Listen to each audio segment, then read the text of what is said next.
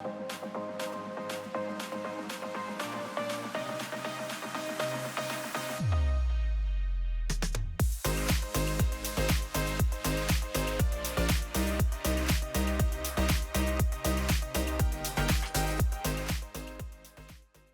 everyone. Welcome to the SavvyCast. This is Jamie, and I'm so thrilled that you're joining today, whether you're watching on YouTube or listening to the podcast. I am joined by my daughter, Ellie, my firstborn of 3, and she is quite the favorite of those of you who love the SavvyCast.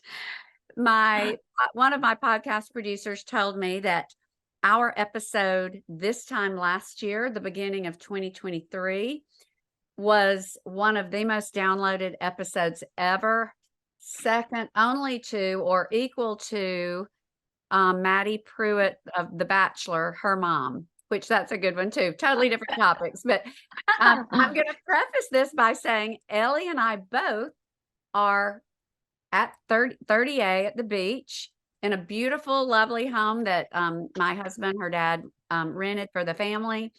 The weather has been quite interesting. We had a tornado watch yesterday. It rained all night. Now we have a gale warning. So we thought we'd take this opportunity to be warm and cozy and do a podcast to kick off 2024. Now, this podcast, we're speaking specifically to our female friends, but I think anyone can benefit from this. But our topic, and Ellie's going to dig into all the details, is going to be 3 non-negotiables for all of us women to be our healthiest and strongest. Well, Ellie, I am going to let you do, this is your wheelhouse. Ellie, I also think you should mention, in addition to being a registered nurse and a nutritionist, you have competed in CrossFit for years, and you train in CrossFit, and you are probably you are the most fit woman in Alabama. What year? Oh, that's funny. I didn't know you knew that. I think so. It was last year. I was the fittest woman in Alabama, is what they call it in CrossFit. So yes, I have been doing CrossFit for about 7 or 8 years now, which is a lot of a combination of strength training and then cardio and a little bit of gymnastics. And so I'm very passionate about strength training just from a personal standpoint, but then also I've just witnessed the benefits of it in my own life. And now it's becoming all the craze in the diet world. Thank goodness. It took a while for that to come around, but I do want to make sure you and I make it very clear at some point in this podcast how hard it is to get to a point where you look like you're really, really muscular. Because a lot of things I'm going to throw out today are going to sound like, oh, we're going to turn you into a bodybuilder. You're going to be eating all this protein, taking creatine and strength training. And a lot of women who aren't familiar with this concept of how healthy having a lot of muscle is, they think, oh, I'm just going to blow up really fast and look like Arnold Schwarzenegger's daughter, So I just think it's very important to tell people how hard it is. It's so hard to get super muscular. So all the things I'm going to tell you right now are just going to be really, really helpful for your overall health. And hopefully you look healthy and muscular as a result of that, but you're not going to get like bulky. So I just think that's always an important preface to throw out. Right. Okay. Well, Ellie, we're going to start, and you put these 3 things in order of importance in your mind. So let's start with, what is the number 1 non-negotiable for being a strong and healthy female? I'll list all 3, and then we'll zoom in on each. So the 3 is going to be, so people know it's coming. Yes. So overall dietary protein intake is the number 1. I'll explain why, combined with overall fueling. So food throughout the day. The second thing is going to be strength training. And then the third thing is going to be creatine. I debated what to put in for that third, if it was competing with something else, but creatine is just what we're going to land on today.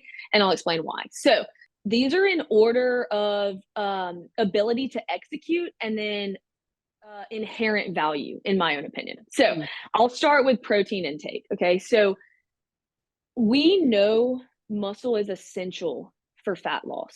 It's absolutely vital for you to have your body's ability to burn fat under control, right? So in order this this wonderful place we talk about of maintenance, maintaining your body's current composition. We talk about it all the time so that you're not ebbing and flowing from like gaining a lot of weight to losing a lot of weight.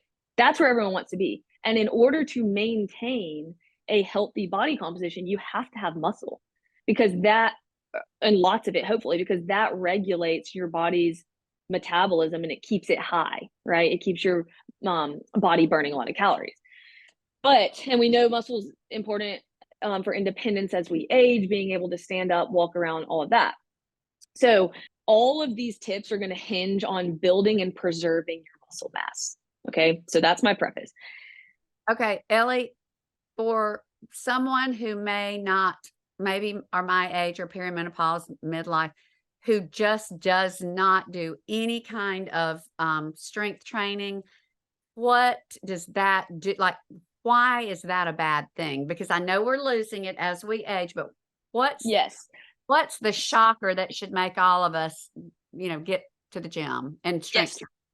If you want a shocker, after the age of 30, every decade after the age of 30, we're losing 2 to 8% of our current muscle mass. Now, if you think about it, it all depends on how much you have at that point at 30. And if you've been doing nothing for 30 years and you're losing 2 to 8% every decade until you die, that is massive and drastic. And think about the hit that your metabolic rate takes when you lose 6% muscle in a decade. It could drop severely. And so now you have to eat less. You have to eat less to not gain weight, right? So hopefully that's a shocker, is how quickly we lose muscle mass after the age of 30.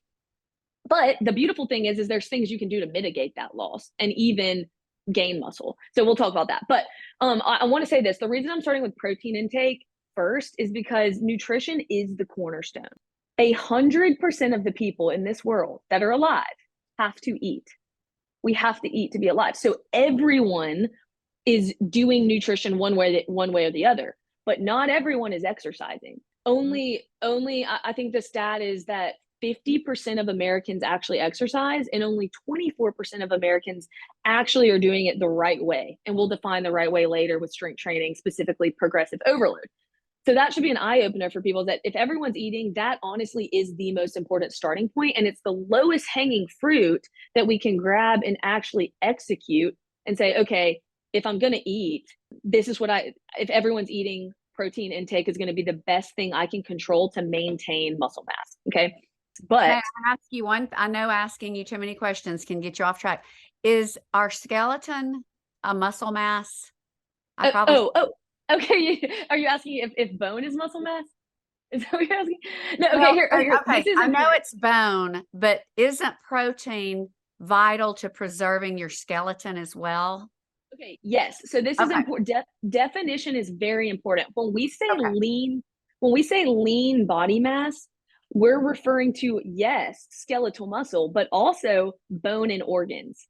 Okay. So when we say protein intake is so important for your lean body mass, people think muscle only, but no, that's bone as well. And as we know, with women specifically, after menopause, our bone health can take a massive hit, right? That's lean body mass. So eating protein is not only good for muscle, it's good for your bones. So I'm actually really glad you said that. We'll talk practically how much protein I recommend that you intake throughout the day. But here's something, just a little nugget of science. So protein is not just one thing. We think about, meat and dairy, and it's just like, oh, it's just protein. It's one unit of something. No, protein is made up of 20 amino acids. You can call them nutrients, okay? And each of those 20 amino acids do different things in the body. So leucine is one that's really well known and has been pulled out in the literature, that's super important for muscle protein synthesis, which is building muscle, okay? But there's others that are important for serotonin and dopamine and all of these other things that regulate our mood and our appetite and our sleep throughout the day. So when you think about protein intake, it's not just helping with muscle, it's helping with appetite regulation, all of those things that I just mentioned. All the systems, yes. And so piecing together aesthetics and then overall longevity and health, very, very, very important. Now, there's 11 of those amino acids that our body can make endogenously, which means our body just creates them. And then the other 9 are called essential amino acids, and our body cannot make them. So we have to get them through our diet. And this is going to lead me into high quality protein versus low quality protein, because you hear that a lot and people are like, what does that even mean? I'm not trying to complicate things for people. I'm just trying to offer some context that will lead into the steps that I give.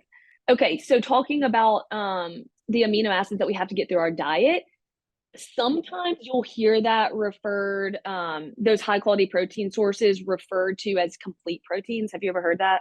Mm-hmm. Complete versus incomplete.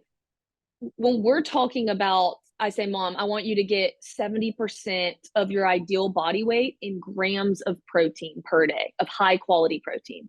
You're probably like, what is a high quality protein? I have no idea what that means versus low quality. A high quality protein is going to be your chicken, your beef, your dairy, your whey protein, powder sources. And that's pretty much it. I probably left some things off the list, but I hope I said chicken and fish, beef, turkey, things like that. Those are those kind of things. I mean, if you're eating liver, yes. No, I'm not, but I just know that's I know it's got protein. I mean, I love it. Yes, liver would be included. The reason they're complete is because they have all of the amino acids that I just mentioned that you cannot get through what your body makes. So if you are someone who, for example, is eating vegetarian or vegan, I'm not anti that, but most of the incomplete protein sources come from plant-based sources. So you have to be very careful and make sure that you're choosing a wide variety of plant-based protein sources in order to get all the amino acids that you need. When we talk about low quality protein, I've mentioned before on the podcast collagen. You've asked about that a lot. Collagen protein, why is that better than a whey or a pea protein? Or why is it worse? The reason is it's not a complete protein, so it doesn't have all of the amino acids that we need to make it complete. So you would have to piece something else with it to make it complete. Another example would be quinoa. It has protein, but you would have to eat 6 cups of quinoa to equal the same protein as a small chicken breast. So it's just a lot. Yeah. So it's like, yes, plant-based sources are amazing, but it's just almost like a moving target, and you have to be a lot more cognizant of variety. So if you can eat meat, opt for meat, right? Because it's a complete protein. So first action step, I would say, and this is the most important thing in my opinion when it comes to the protein bullet point, is overall protein intake throughout the day. You can be perfect on timing and just have every meal spaced out amazing and be so diligent about that. But if you're not hitting an overall sufficient amount throughout the day, then you're still going to be leaving a lot on the table.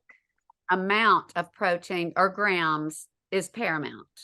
Correct. Quantity throughout the day is going to trump timing. It's going to trump many things. I almost said quality, but I don't think it's going to trump quality. It's just how much you get throughout the day is the most important thing.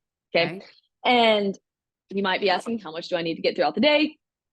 My general recommendation is going to be 0.7 grams of protein per pound of ideal body weight as a starting point.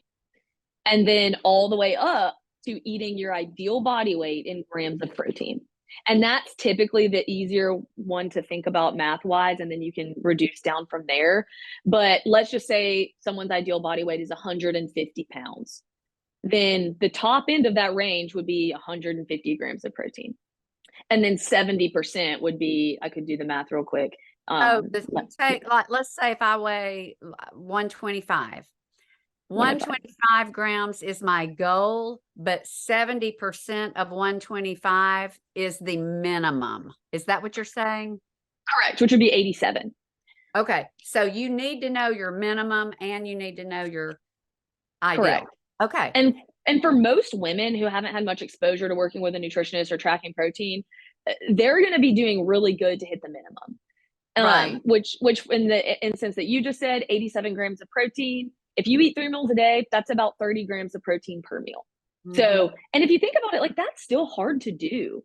30 grams of protein at each meal, if you're not planning it out in our food environment today, it's very hard. So I would say, yes, absolutely start with the minimum and then build from there.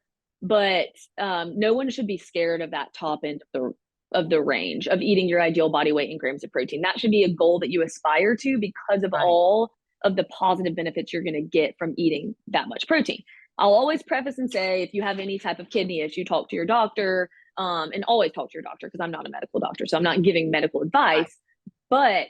But study after study after study has proven the safe and effectiveness of this range. One thing I do want to say too, we've talked a lot about building muscle, but protein intake for appetite regulation is one of the most valuable aspects of trying to get a lot of protein in my opinion. It's going to be person dependent. So you've got to kind of play around with how much protein you thrive on per meal to get this benefit of appetite regulation. But basically, eating a lot of protein at each meal is going to mediate your cravings and hunger throughout the day. By A lot of this, getting your blood sugar, correct? a lot of it is related to blood sugar, but a lot of it also has to do with like your neural response to food and your hormones, leptin and ghrelin, which is like your hunger hormones is what we call them. But protein is very satiating. And so if I'm fuller for longer, there's actually a research study done that took a group that ate low protein and high protein breakfast, and they monitored their choices at lunch, which was the next meal. And the high protein group was more likely to choose a food that stuck with their nutrition regimen or diet, whatever you want to call it, than the group that ate low protein. And a lot of that had to do with just their brain response to cravings when they don't get enough protein at breakfast, which leads me into my next point, action step. Overall protein intake throughout the day is number one. Number two is going to be breakfast specifically. Have you ever heard like breakfast is like you're breaking your fast? Have you heard that before? Okay, Yeah. so when you're Ellie, I know a lot of people are they're saying, okay, what's she going to say about intermittent fasting? Because you're about to address the first meal of the day, and I think I've maybe been wrong on this, but tell me your opinion or the science. well, and there's no right or wrong way in I'll say this.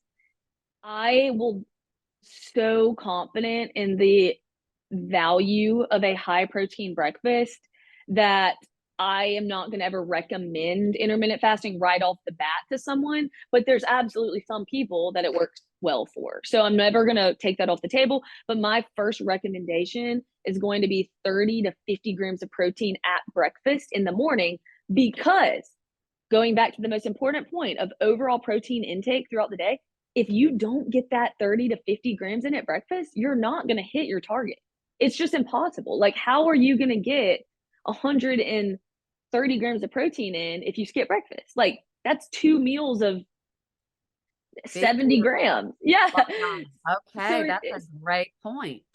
So it's just having to be practical and smart with what sets you up for success in the hierarchy of what's most important. And so for me, I just know I'm going to come in severely low on total protein if I don't eat breakfast.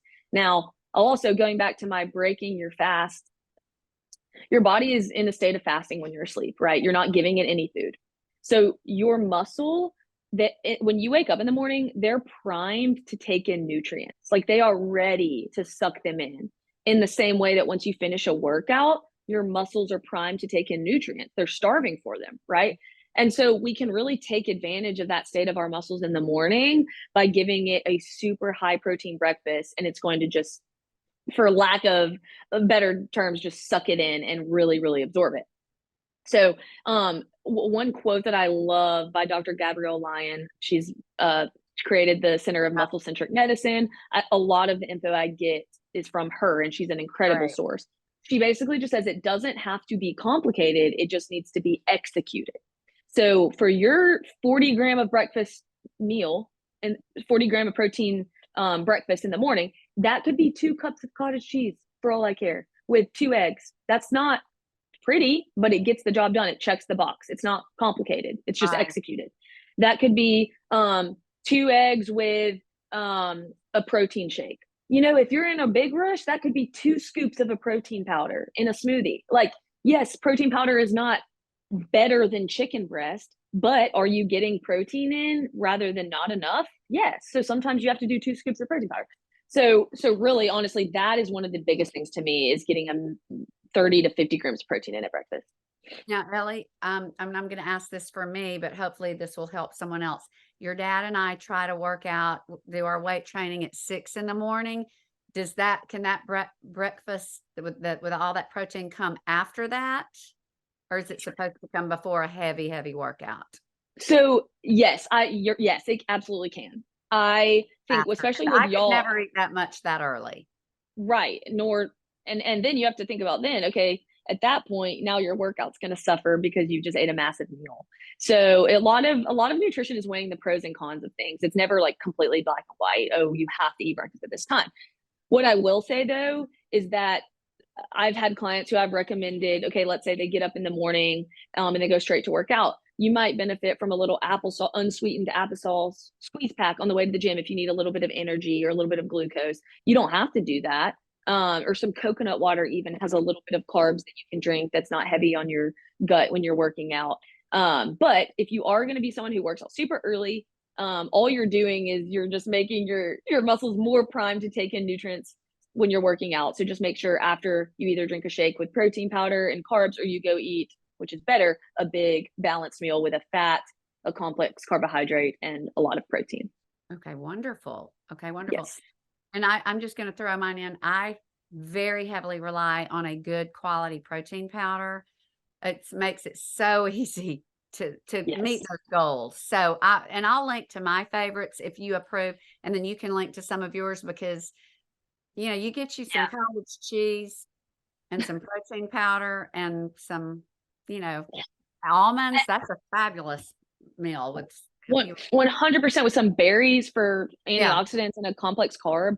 But I will say, if you're going to be someone who's like, hey, I'm going to opt for that high end of the range, eating my ideal body weight in grams of protein, you're going to pretty much have to have a protein supplement. And I say that because I'm someone who's for a long time eaten my body weight in protein, and I have to have a protein powder. And if you're someone who can't have dairy, which is also myself, then it makes it even harder because you can't have Greek yogurt, you can't have cottage cheese, you can't have cheese, and all of those things add up in protein throughout the day. So it becomes even more important to have a good high quality protein powder. Good. And we'll some recommendations. That's always a big question. What's a good quality that tastes good? So, and and I know people, I'm anticipating this question because I know people are going to ask it, but going back to what I said about high quality protein and low quality protein, the reason whey protein was on high quality protein and I didn't say anything about plant-based is because yes, it has the complete amino acid profile, but if you get a pea protein blend, which we will link to one if you can't have dairy, and as long that is a complete protein as well. It just depends on what brand, but typically a pea protein blend is still complete as well. So but I would not only take collagen is my big which I was point. doing forever. I was taking a collagen thinking, oh, hair, skin, and nails. I'm getting all this. So yes. Right. Because leucine is the amino acid you're looking for muscle protein synthesis, and that's not in collagen, or it's not as prevalent in collagen as it is in whey or plant-based. Okay, but you can drink maybe collagen peptides protein in your coffee just as a supplement, just knowing you've got to get. For sure. Mix it in with your whey protein if you want. Okay. You don't really need to or have to. Okay. All right. So Ellie, now we're going to touch upon the second one, resistance training. And I'm going to just say that I've committed to this, and I am going to say, and tell me if you think this would apply to everyone. Your husband, who's a physical therapist, I was going to him, my neck hurt all the time. And I did have a neurosurgeon tell me, oh, I can fix that with surgery. And Sean said, no. And he said, go do functional fitness training, and in about 3 weeks, you should feel better. It totally fixed, for lack of a better term, my neck. And even though I'm sore a lot because of the functional training, if I don't do it, I've got some sort of ache that the only thing that will fix it for me at this point is functional fitness. So can you define it? Yeah. So strength training and resistance training, pretty much like synonymous, but it's focused on building muscle mass or maintaining muscle mass. So resistance training could look like weights or bands, even body weight, like air squats or push-ups, things that are putting a stressor on your muscle, like your muscles are having to work. Like, not that cardio doesn't do that, but this is specifically focused on strengthening. And that can look like strength in terms of just overall ability to lift more weight, or even just muscle hypertrophy. So you're very familiar with the type of training you do, Mom. It's going to be more of higher reps at not always a super heavy weight. It might be a really low weight, but just high reps. And so then, you know that feeling where your muscle goes to failure and you're like, I can't really do another one. But it's not a super heavy weight. It's just that you've done a lot of repetitions. So, resistance training can look like a lot of different things. Honestly, my recommendation would be find one that you really like. That's the most important thing. If it's CrossFit or if it's functional fitness or Iron Tribe or whatever, I think I don't want to get into how you can do it on your own, because it's so difficult to know if you're doing it the right way on your own. So that's a whole different podcast. But the reason strength training is second, in my opinion, is because it is so hard to know if you're doing it correctly. And I don't say that to be discouraging. I say that to encourage you to go find a really good coach. Yeah. Because there is a concept called progressive overload. And to keep it very simple, your body adapts, and you get the benefit of strength training when you have a block of time and you're stressing the muscle periodically more each time. Okay. So it's not indefinite, like you restart a cycle and you'll go back to ground zero. But for example, if you are always choosing the 10-pound dumbbell, Mom, and you're doing 10 reps with a 10-pound dumbbell, your body is going to get to a point where that's not hard anymore.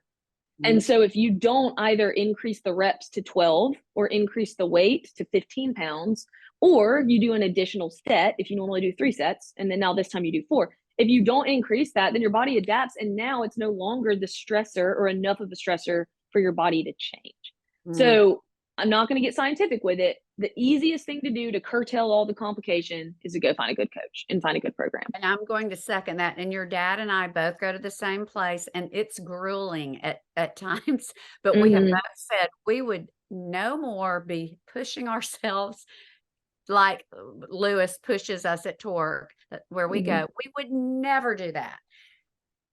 And so I agree, unless you are the most disciplined and you stay on top of it, just find a coach. It's worth every penny. Or a gym that has someone, classes that are right. And this is not to at all say cardio is bad. Like, you absolutely should have cardio, and most gyms that have great coaches are also going to incorporate that in. Like, you'll do strength training and some type of way to get your heart rate up, right? But we know specifically with all of the new literature and even just anecdotal evidence that strength training for women is the sweet spot. It is the best thing that you can do from an exercise standpoint. One, the muscle mass component, but then 2, bone density. We talked about how much that's impacted just in perimenopausal women, and strength training, it loads your body to now where your bones, they have to bear your body weight and additional weight, and so it builds them up, right? Protein intake is also going to help with that. Can you touch, because we always get questions on creatine. I'm taking it every morning, your dad's taking it. Why is that number 3 on your non-negotiables for women's strength and fitness? Creatine. Yeah. So creatine it used to be very controversial because people thought it was like a performance enhancing drug, all this stuff. They thought it was only for bodybuilders, but it is simply it is something that your body produces, or that you get through food, right? And your body also produces it. But if you're eating meat, you're getting creatine in your diet. But most people are not eating enough meat to get enough creatine to saturate the stores that we need to saturate in our body. Okay. So if you're really serious about your protein intake and about resistance training, then you can really those two by supplementing with creatine, because that's only going to improve your output in resistance training. So your ability to lift more weights, to push at a higher intensity. All of it goes back to ATP, which is energy, cellular energy for us. It's just going to ensure that you get enough to support those first 2 points. Okay. So in terms of just practical steps, I recommend that everyone, unless they have a pre-existing kidney condition, talk to your doctor, should take 5 grams of protein or 5 grams of creatine per day. Okay, so it's a powder. You want to look for creatine monohydrate. We'll link to it, but you can put it in anything. You can take it We put any it in time our of day. coffee. Dad and I You put put it in your coffee. but make Yeah. sure it's unflavored. If Yes, pretty much anything. Every creatine I found has been unflavored, okay. but some of them might be flavored. But you can put it in your electrolytes, which is what I do on the way to the gym, and I just drink it that way. It doesn't matter what time of day, just take it every day. I don't care if you're working out or if it's a rest day, you still take it because you want to ensure you're topping off those creatine stores, that they're fully charged, for lack of better words. What's it going to do? Why should I take it? So ATP generation is the big thing. So adenosine triphosphate, it's how our cells use energy, or it's the thing that allows us to go work out at a high intensity, right? ATP. And so creatine is going to help us build more muscle. So it's going to help with muscle hypertrophy, and it's also going to help with overall strength. And then overall health as well. There's new literature that is showing it can help with there's cognitive benefits to creatine. So a lot of this is still, they're not going to make any crazy claim, but for mood and even a lot of neurodegenerative disorders, Gina and I did a podcast about this, the cognitive benefits of creatine. So if you want to hear the whole gamut, we actually do a research review. So we can actually link to that podcast episode if that's Absolutely. something that I can put in the show notes. And it's actually some very compelling research. So your brain utilizes ATP as well. So creatine basically supports all of that. The biggest complaint that I get after I recommend creatine is water retention, specifically weight gain. So people will start taking creatine and they'll step on the scale and they'll be 2 to 3 pounds heavier. And I always tell them without fail, I'm like, expect this. This is normal. Your body is going to hold on to more water when you're taking creatine, but it still freaks you out. I get it. I get it. The thing to understand though is that the water retention that creatine causes is mostly in our muscles. And that's where the benefit in creatine lies. So the fact that our muscles is where we're retaining water is what allows all of those other cellular benefits to occur, specifically with like ATP. And so if you can just reframe and know that that's why it's working, that additional 2 to 3 pounds, then hopefully that'll just be like water off your back. You're not going to notice it. You're not putting on fat tissue. It's truly just your relationship with gravity. Like if the number on the scale goes up by 2 pounds of water weight, but then you get this long host of other positive benefits, that's just more of a mental hurdle you got to get over, but it's not fat that you're gaining. Well, and I'm going to say, I don't think all of this is creatine, but I think people who jump into this, or they're already into the protein, the resistance strength training and the creatine, I had about a 5.5 pound increase on the scale. And that also could have been a lot of other factors too, just to let you know. Like it's like, is it the chicken or the egg? It's not all creatine, but that's what I'm saying. Because yeah. I had, especially before the wedding, I was doing 3 to 4 times a week of the strength training, eating all the protein and doing the creatine. So if you're building muscle, that's going to also up the scale. And if you're doing the protein creatine, that gives a little water. But I did do a mental check and say, hey, I'm getting healthier and stronger. I'm not going to worry about that. But you did tell me the way to test and make sure that it's an okay increase, as you said, do your clothes still fit? And I'm like, okay, my clothes still fit, but I'm heavier on the scale. So is that pretty much the metric for determining? Well, and I would always recommend that instead of the scale, you're looking at, okay, how do I feel in my body? Is it like if clothes are fitting differently because you're putting on good quality muscle, then you're gonna know that, right? Like we know, I think deep down when it's like, okay, I'm putting on muscle mass or I'm putting on fat. But yes, with creatine specifically, like it's gonna be acute. Like you're gonna start and it's, again, I hate even saying weight gain because it's just like water weight. But I don't even think I don't know why you would even need to weigh yourself. Like just expect to know. Only time I do is when I go to the doctor, but I have to go often for lab work. And so there's always, I don't have a scale at home. I don't do that. Yeah. Like if your clothes are fitting, oh my goodness, what more could you ask for if you're 2 more pounds, but you're going to be so much healthier overall. So, yes, I hope does that answer your question? Yes, that does. And Ellie, because we're going to jump on another one soon, just let's end by just a sneak peek at something that's coming down the pike, and you maybe can give us a general idea of when it's going to happen. But I'm excited about it. I'm going to do it myself. I'm going to share it with everyone, but just in a snippet, tell us what's coming. Now, for those who might want to avail themselves of this. Okay. So I'm not going to release a name or anything like that, but Gina, who has been on the podcast before, she's my partner at Vulcan Nutrition. We have been spending a lot of time creating a course for the midlife woman.